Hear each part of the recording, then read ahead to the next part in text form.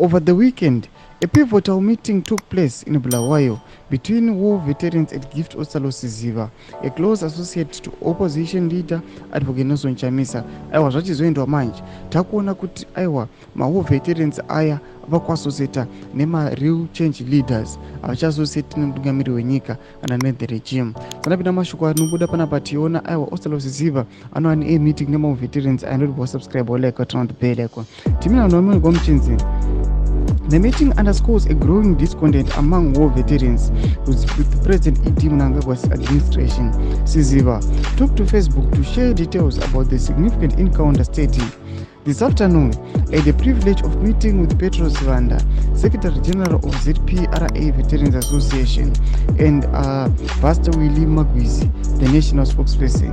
As we chat the way forward, we will always seek guidance from those who have paved the way before us."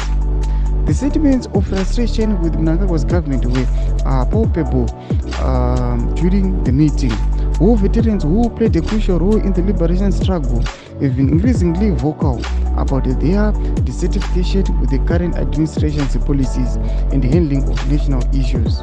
Nomashikwa tukunoti panapa aiwa the involvement yakaitwa na Osalo Siziva aiwa nema-war veterans zvavanyatsoratidza kuti aiwa these war veterans havasina trust zvoti vangatoti takuda kumboenda nemutungamiri wenyika kana ne-ED government tinovaudza zvichemo zvedu takuona kuti aiwa vakutoasoseta nevakomana vaNelson Chamisa zvati aiwa vakomana vanenge ndo vangatoisa change vatonovapa zvichemo zvavo vachivaudza kutoti aiwa imimi kana maudaisa change munofanira kufamba soso nokuti tisi takarura nyika ndo vanoziva kuti aiwa nhau dzavo vakadzivera papi zvinhu zvavo zviri kufamba sei zvirikubva kupi zvichienda kupi zvoita kuti nyika ione risununguko.